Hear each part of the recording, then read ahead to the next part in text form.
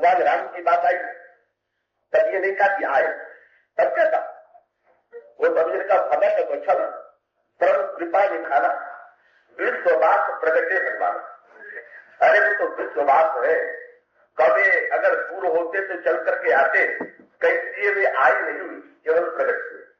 और इतने मात्र से गोस्वामी जी ने बड़ी सार्थक बात कह दिया। इसलिए रामचरितमानस में आप एक अनोखी बात स्वामी क्या पार्वती जी ने भगवान से जो प्रश्न किए शंकर जी के समक्ष, तो उन प्रश्नों में से अंतिम प्रश्न ये था कि भगवान कृपा करके ये बताइए कि मैंने सुना है कि जब भगवान राम की सारी लीला संपन्न हो गई तो भगवान राम 11,000 वर्ष के बाद, अथवा किन्हीं हमारे ग्रंथों के माध्यम से कहे तो 13,000 वर्ष के बाद भगवान राम सारी प्रजा को लेकर के अपने धाम को चले गए। तो पार्वती जी ने जो भगवान राम की कथा के विषय में प्रश्न किए तो उसमें सबसे अंतिम प्रश्न यही था कि बहु करुणा यतन है जो अचरज राम कब्या सहित वंशमय किन गौने निज था। भगवान राम सारी प्रजा को लेकर के कैसे गए? अब आप पूरा ग्रंथ पढ़ डालिए, श्री रामचरितमानस का अध्ययन कर डालिए, आपको पार्वती जी के सारे प्रश्नों का उत्तर मिलेगा, बस इस प्रश्न का उत्तर नहीं मिलेगा। क्या शंकर जी भूल गए? और अगर भगवान शंकर भूल भी गए हो तो सारी कथा सुनाने के बाद भगवान शंकर ने पार्वती जी से तुरंत पूछ दिया, अब क्या कहो तो कहो भगवान, आप बताइए मैं क्या कहूं? पार्वती जी कह सकती थी कि महाराज आपने मेरे सारे प्रश्नों का उत्तर दे दिया, पर आपने अंतिम प्रश्न का उत्तर तो दिया ही नहीं। लेकिन पार्वती जी भी प्रश्न नहीं करती है, तो भगवान शंकर इस प्रश्न का उत्तर क्यों नहीं देते? भगवान शंकर है ज्ञान भाग के आचार्य, और ज्ञान भाग के आचार्य होने की दृष्टि से भगवान शंकर अगर आना स्वीकार करें तो जाने का वर्णन करें, जब आना लिखे तब जाने की बात करें, लेकिन न उन्होंने आने की बात लिखी न जाने की बात लिखी। और उसका तात्विक तात्पर्य ये था कि जब वे सर्वत्र है तो आवेंगे कहां से, और उसके साथ साथ जब सर्वत्र है तो फिर यहाँ से जाएंगे कहां?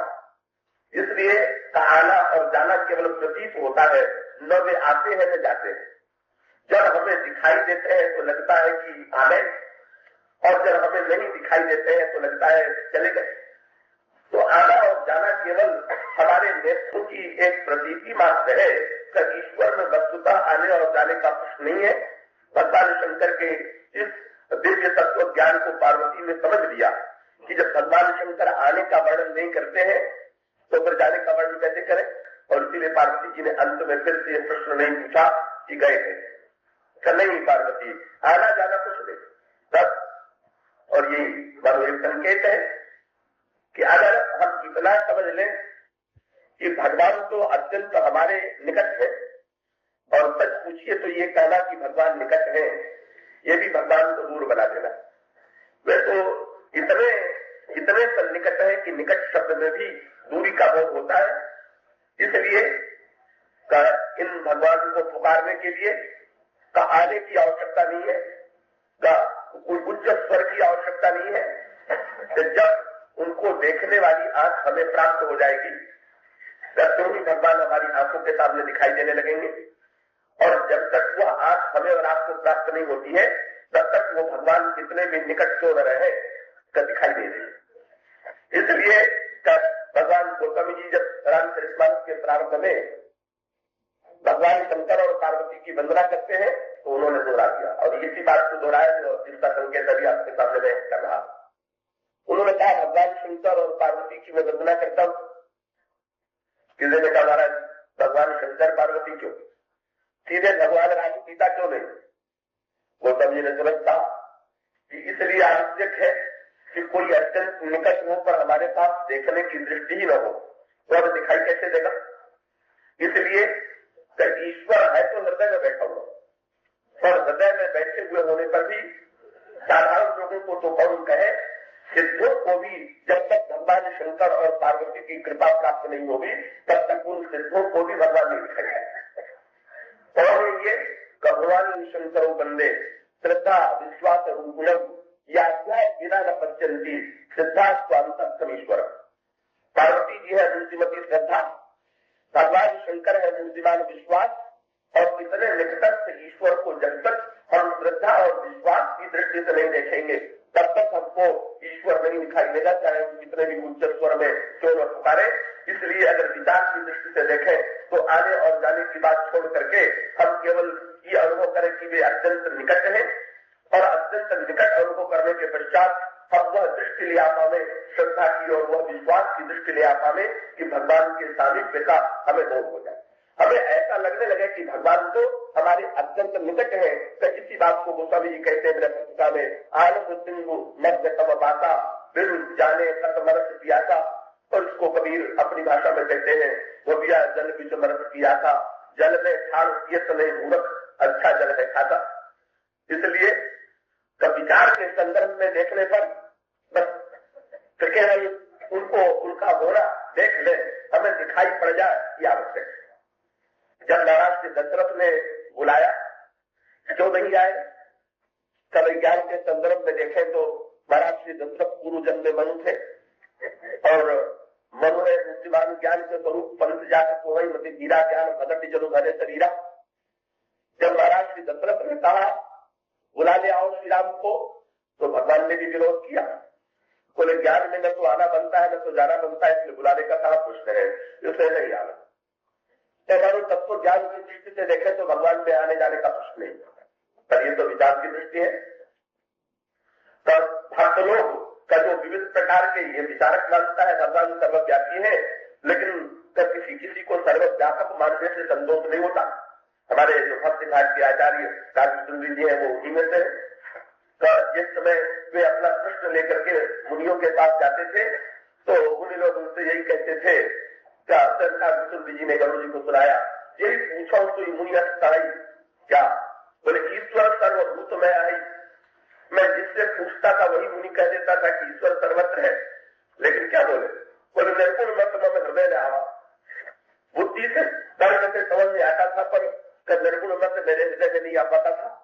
और तब ये मान करके चलना पड़ेगा कि भगवान शंकर से एक बार देवताओं ने प्रश्न किया, जिस समय यह विवाद खड़ा हुआ कि भगवान कहाँ मिलेंगे, तो भगवान शंकर ने तो यही कहा कि आप लोग पहले ये बताइए कि भगवान कहाँ नहीं। पर इसके साथ साथ एक बात वहां पर और वो बात के बड़े महत्व का, और वो ये है कि जाके अगर कोई व्यक्ति कहता है भगवान की शरण में, कोई कहता है वैकुंठ में है, तो क्या गलत कहता है क्या? नहीं, वो भी गलत नहीं। क्यों? वो स्वामी जी कहते हैं कि ये जिसके हृदय में जैसी भक्ति है, जैसी प्रीति है, और जो व्यक्ति भगवान को जहां देखना चाहता, जाके हृदय भगत की जब प्रीति प्रगट सदा ही, जिसके हृदय में जैसी भक्ति है, जैसी प्रीति है, वह प्रभु को जहां देखना चाहता है, प्रभु वही प्रकट हो जाते हैं। और ये बड़े पते की बात है, जैसे ये बिजली का तार जो लगा हुआ है, इसमें बिजली का प्रवाह पूरे तार में हो रहा है, लेकिन ये तो आपकी इच्छा है कि आपने प्रकाश को कहाँ प्रकट किया है। आपने लट्टू अगर यहाँ बीच में लगा दिया तो बीच में प्रकाश दिखाई दे रहा है, आपने अगर वहां लगा दिया तो वहां दिखाई दे रहा है, और तार यद्यपि जा रहा है पूरे पंडाल, लेकिन सर्वत्र जो है प्रकाश नहीं दिखाई दे रहा है, क्योंकि आपने लट्टू को लगा करके या बल्ब के माध्यम से उस प्रकाश को प्रकट करने की चेष्टा नहीं की। तो इसका अभिप्राय यह है कि भक्त तो भगवान को जिस भावना से बुलाना चाहता है, तो भगवान उसकी भावना को पूर्ण करने के लिए जो मानेगा भगवान यहाँ पर है, भगवान उसके लिए वही बना। जो मानेगा भगवान को ऐसे बुलाने पर भगवान आते हैं। भगवान ये मिला कि उन्होंने सुमंत जी को कहा कि जाकर के श्री राम को बुलाना। जब सुमंत जी भगवान राम को बुलाने के लिए पहुंचे, भगवान राम बच्चों के साथ खेल में डूबे हुए, और सुमंत जी ने जाकर के भगवान राम से कहा कि महाराज कौन बुला? बोले राजा बुला रहे, बस नहीं आवा। सुमंत जी का अभ्यास जो पड़ा हुआ वैसे उसी भाषा में तो बोलेंगे। सुमंत जी को कहना तो कुछ और चाहिए था, उनके मुंह से बात निकल गया। और इसका अर्थ यह है कि यदि इनका जैसे कि आपको पिताजी बुला रहे हैं, तब तो तुम पिता के परम आज्ञाकारी उनको जाने पड़े। लेकिन उनके मुंह से वे तो अध्यक्ष है, राजा राजा कहने के, राजा महाराज को, महाराज दशरथ को महाराज पुकारने के, इसलिए जब भगवान राम को भी सूचना दिया तो उन्होंने पूर्व अभ्यास पर वही शब्द दोहरा दिया, बोले आपको राजा बुला रहे हैं। और जो ही प्रभु सुना कि राजा बुला रहे हैं, कह दिया कि मैं नहीं आता। जो प्रभु को ध्यान आया, प्रभु को लगा कि मैं समस्त ब्रह्मांडों का राजा, ये एक देश का कौन राजा है जो मुझे बुला रहा है? अगर किसी राजा को आवश्यकता है तो मेरे पास आना चाहिए कि मैं राजा के पास जाऊं। और क्यों राजा बन के बुलाइएगा तो नहीं आएंगे, चाहे आप स्वर्ण थाल में व्यंजन सजा के रख दीजिए, पर अगर आप सुमंत्र को भेज करके बुलाना चाहे, सुमंत्र मंत्री है, राज्य के संचालक हो, उसका अभिप्राय ये, अगर कर्म के द्वारा, केवल स्वर्ण थाल के द्वारा, नाना प्रकार के व्यंजनों के द्वारा, ऐश्वर्य के द्वारा हम ईश्वर को निमंत्रण देना चाहे, तो अगर हम कितने भी बड़े समृद्धशाली क्यों न हो, धनपति क्यों न हो, कितने भी बड़े विद्वान क्यों न हो, पर वस्तुतः भगवान का एक ही उत्तर मिलेगा, नहीं आता, मैं नहीं आता। इसलिए बुलाने का उचित उपाय क्या था? सुमंत जी को भेजना उचित उपाय नहीं, और राजा कह करके बुलाना तो बिल्कुल ठीक नहीं था। लेकिन चलो ये भी अच्छा हुआ, तो इसलिए भगवान ने कह दिया मैं नहीं आता। क्यों नहीं आता? क्योंकि राजा ने स्वर्णकाल से राजा बन करके बुलाया, या उन्होंने भी राजा नहीं कहा तो कम से कम अभ्यास और संस्कार के कारण मंत्री ने जब कहा तब राजा ही शब्द का प्रयोग किया, इसलिए नहीं आए। और अगर कर्मकारियों से पूछा जाए कि भाई बुलाने पर क्यों नहीं आए, बोले महाराज दशरथ धर्म में उल्टा क्रम हो गया ना। उल्टा क्रम क्या होगा? बोले भोजन तरफ तब बुलाओ। अरे भगवान को बुलाना है तो पहले नैवेद्य अर्पित करके तब भोजन करना चाहिए कि पहले भोजन करने लगे और बाद में निमंत्रण भेजा के बुला ले आओ? भगवान को अर्पित करने के बाद उनका प्रसाद ग्रहण करना चाहिए कि स्वयं भोग लगा लेने के पश्चात तब भगवान को बुलाना चाहिए? कर ही नहीं, इसलिए भगवान नहीं आए। पर अगर तीनों से पूछा जाए, तुलसीदास जी से पूछा जाए, क्यों नहीं आए? महाराज से दशरथ बुला रहे नहीं आए, ये कैसी बात? स्वर्ण थाल में व्यंजन रख करके पुकार रहे नहीं आए, कैसा आश्चर्य? सुमंत जी के कहने पर नहीं आए, कैसा आश्चर्य? तुरंत गौतमी जी ने कहा भाई क्या करें, दोनों ओर खिंचाव है, और जैसे रस्ता कशी होती है तो जिधर शक्ति होती है उधर व्यक्ति खिंच जाता है। इसलिए अगर केवल महाराज ही बुला रहे होते तो शायद चले जाते, पर समस्या क्या थी? बोले नहीं आवत तभी बाल समाजा, एक और बालक और एक और राजा, दोनों ओर से खिंचाव है। बालक के पुकारने पर आते हैं कि राजा के पुकारने पर, बालक के पास रहते हैं कि राजा के पास रहते हैं। बालक असमर्थता का प्रतीक और राजा सामर्थ्य का प्रतीक। एक और सामर्थ्य है और एक और असामर्थ्य, और दोनों ओर ईश्वर की आवश्यकता। लेकिन जब सामर्थ्य और असामर्थ्य में ईश्वर को चुनाव करना होता है तो असमर्थ का पक्ष लेता है, समर्थ का पक्ष नहीं लेता है। इसलिए गौतम जी ने कहा मैं तो बड़ा प्रसन्न हुआ। क्या? बोले मुझे जैसा बालक असमर्थ अगर हमारे पास प्रभु होंगे तो ये विश्वास हो गया कि चाहे कितना भी बड़ा व्यक्ति क्यों न बुलावे मुझे छोड़ के नहीं जाएंगे। इसलिए इससे बढ़कर के तो हमारे जीवन में तो कोई संतोष का संकेत नहीं हो सकता है कि प्रभु इतने उदार है, इतने करुणामय है कि जो दीन है, असमर्थ है, जो बालक है, उनके निकट रह करके उन पर विशेष कृपा करते हैं। और इस प्रकार से मानो नई आवत में सारा संकेत मिल गया, चाहे ज्ञान के संदर्भ में, चाहे भक्ति के संदर्भ में, चाहे धर्म के संदर्भ में, और चाहे दैन्य के संदर्भ में। पर इतने से बात नहीं रुक गई है। ये जब न आवे तो निराश हो जाने की आवश्यकता नहीं। बुलाने पर भी जब ईश्वर न आवे तो ये सोच करके निराश होने की आवश्यकता नहीं कि मैंने तो भोग लगा करके बुलाया तो भी नहीं आए, हमने पुकारा तो भी नहीं आए, हमने स्तोत्र पाठ किया तो भी नहीं आए। तब महाराज दशरथ की तरह का आत्मनिरीक्षण साथ में लेना पड़ेगा कि अगर बुलाने पर भी ना आवे तो उनको कैसे बुलावे। और ये सबके लिए संकेत है, अगर ईश्वर बुलाने पर भी आता हुआ प्रतीत न हो तो फिर अपना देह निश्चय छोड़ना नहीं चाहिए, तब उसको आना ही पड़ेगा। कब? जब सूरज जी ने लौट करके कह दिया तो खेल में इतने डूब गए हैं कि नहीं आना चाहते, तो महाराज श्री दशरथ की दृष्टि चली गई कौशल्या जी की।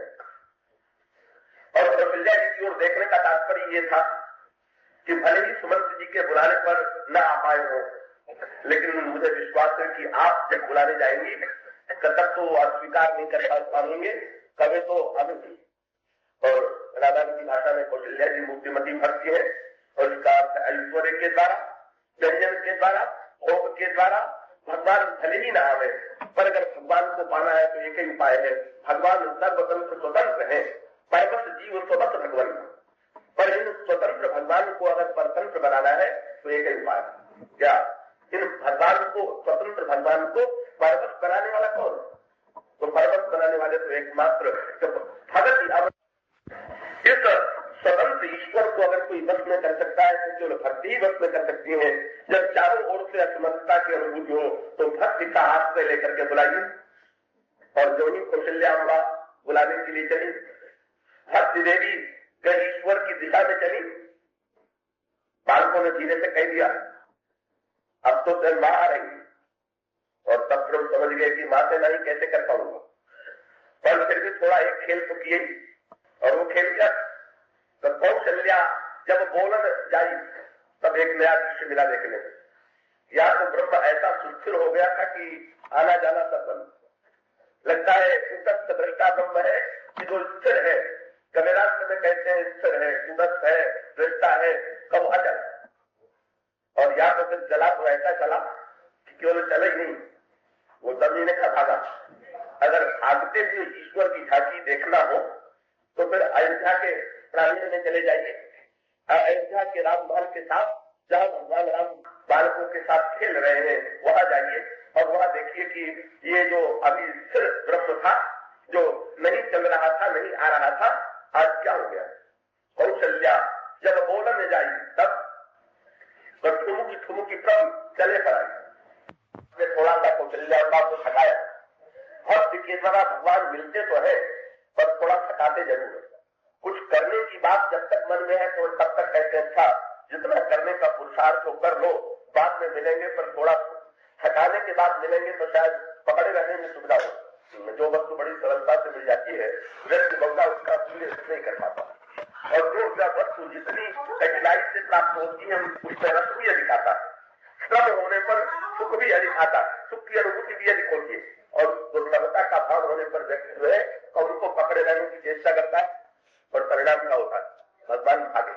और इसका मानो संकेत ये था, भगवान अगर किसी के सामने पराजित होते हैं, भागने वाला ईश्वर कब दिखाई देता है, जब भक्त सामने होती, जब व्यक्ति भागता है भागता। और भगवान यदि हारते हैं तो बड़े बड़े युद्धों में नहीं हारते हैं, लेकिन कौशल्या अम्बा की प्रीति के सामने, उनकी भक्ति के सामने, उनके भावना के सामने ऐसे हारते हैं कि भाग खड़े होते। और वह ब्रह्म जो 2 पद में सारे ब्रह्मांड को नाप लेता है, आज विचित्र बात हो गई। उस ब्रह्म को कौन पकड़ पावे, जिसके जग इतने लंबे का एक लंबे जग वाला आगे आगे भाग रहा हो और एक छोटे जग वाला उसको पकड़ने के लिए दौड़े, तो कैसे पकड़ पाते। लेकिन आज सही बात हो गई, ब्रह्म के जग है छोटे और कौशल्या अम्बा का जग है बड़ा। और इसका अर्थ क्या हुआ, इसका तात्पर्य क्या हुआ, कौशल्या अम्बा वात्सल्य रस की मूर्तिमान घनीभूत रूप, और ये ईश्वर जो है इतना बड़ा है, इस बड़े ईश्वर को, इस महानतम ईश्वर को अगर कोई नापना चाहे तो नापना असंभव, लेकिन इसको नापने का उपाय क्या, तो एक आप विशेष राष्ट्र समझने वो ये है कि ज्ञानी तो भगवान को बहुत बड़ा करके बताता कि भगवान कितने बड़े हैं, पर भक्त भगवान को बड़े से छोटा बनाने का आनंद का अनुभव करता है। जो वो जानता है कि अगर बड़े रहेंगे तो दूर रहेंगे और छोटे बनेंगे तो उसका परिणाम ये होगा कि छोटे बने रहने पर हमारी सुविधा से अगर हम दोनों में दौड़ भी होगी तो छोटे होने से यही पिछड़ेंगे, हम तो पकड़ ही सकेंगे। इसलिए इनको छोटा बनाने में अधिक आनंद है, बड़ा बनाए रखने में आनंद नहीं।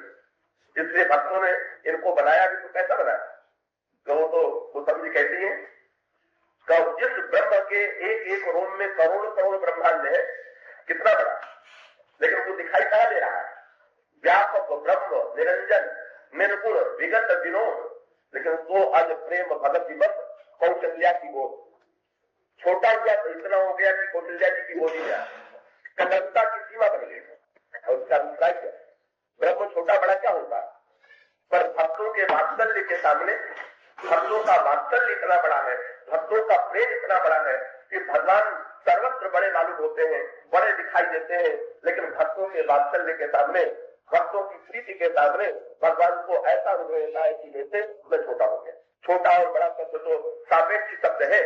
वह कभी जो वस्तु बड़ी जान पड़ती है, अगर उससे बड़ी कोई वस्तु आ जाए तो वो छोटा जान पड़ने लगता है, तो ब्रह्म सबसे बड़ा लगता है। लेकिन जिस समय माँ का वात्सल्य सामने आ जाता है तो तब वो सबसे छोटा प्रतीत होने लगता है। इसीलिए तो एक दिन भगवान राम कौशल्या अम्बा की गोद में थे,